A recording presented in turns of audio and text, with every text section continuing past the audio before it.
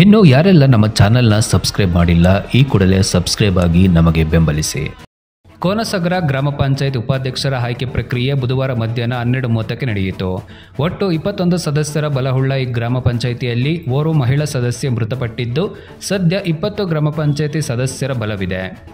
ಇಂದು ನಡೆದ ಗ್ರಾಮ ಪಂಚಾಯತ್ ಉಪಾಧ್ಯಕ್ಷರ ಚುನಾವಣೆಯಲ್ಲಿ ಬಿ ಶಿವಮ್ಮ ಮಾತ್ರ ನಾಮಪತ್ರ ಸಲ್ಲಿಸಿದ ಕಾರಣ ಅಂತಿಮವಾಗಿ ಇವರನ್ನು ಗ್ರಾಮ ಪಂಚಾಯತ್ ಉಪಾಧ್ಯಕ್ಷರನ್ನಾಗಿ ಚುನಾವಣಾಧಿಕಾರಿ ತಾಲೂಕು ಪಂಚಾಯಿತಿ ಇಒ ಹನುಮಂತಪ್ಪ ಘೋಷಣೆ ಮಾಡಿದ್ದರು. ಈ ಸಂದರ್ಭದಲ್ಲಿ ಸಹಾಯಕ ಚುನಾವಣಾಧಿಕಾರಿ ನಂದೀಶ್, ಗ್ರಾಮ ಪಂಚಾಯತಿ ಅಧ್ಯಕ್ಷ ರೇಣುಕಮ್ಮ, ಸದಸ್ಯರಾದ ಪಾಲಯ್ಯ, ಅಣ್ಣಪ್ಪಸ್ವಾಮಿ, ರತ್ನಮ್ಮ, ಸಿದ್ದಮ್ಮ, ಬಸಣ್ಣ, ವೀರೇಶ್, ಮುಖಂಡರಾದ ಜಗದೀಶ್, ರೇಷ್ಮೆ ವೀರೇಶ್ ಸೇರಿದಂತೆ ಹಲವರಿದ್ದರು. ವರದಿಗಾರರು A2Z ನ್ಯೂಸ್, ಮೊಳಕಾಲ್ಮೂರು. ಪರಿಶೀಲನೆ ಮಾಡಿದ್ವಿ. ಆ ನಾಮಪತ್ರ ಪರಿಶೀಲನೆ ಅಂಗೀಕೃತವಾಗಿ ಮತ್ತು ನಾಮಪತ್ರ ಹಿಂತೆಗೆದಕ್ಕೆ ಯಾರೂ ಬರಲಿಲ್ಲ.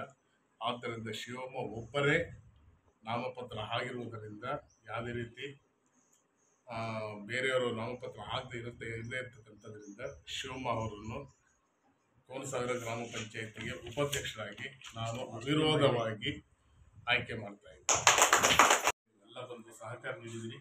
ನಿಮಗೂ ಸಹಿತ ತಾಲೂಕು ಆಡಳಿತ ಮಂಡಳಿಯಿಂದ ಹಾಗೆ ನಿಮಗೂ ಸಹಿತ ತಾಲೂಕು ಆಡಳಿತ ಮಂಡಳಿಯಿಂದ ಎಲ್ಲರಿಗೂ ಸ್ವಾಗತ ಮತ್ತು ಸುಸ್ವಾಗತ ಬಯಸುತ್ತಾ ನಿಮಗೆಲ್ಲ ದೇವರ ಆಯುರಾರೋಗ್ಯ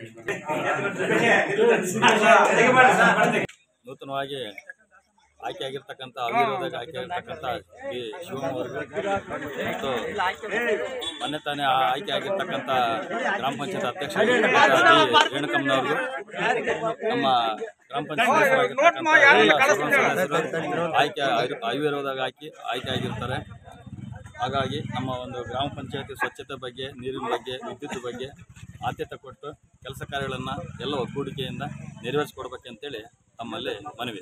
ಇನ್ನು ಯಾರೆಲ್ಲ ನಮ್ಮ ಚಾನೆಲ್ನ ಸಬ್ಸ್ಕ್ರೈಬ್ ಮಾಡಿಲ್ಲ ಈ ಕೂಡಲೇ ಸಬ್ಸ್ಕ್ರೈಬ್ ಆಗಿ ನಮಗೆ ಬೆಂಬಲಿಸಿ.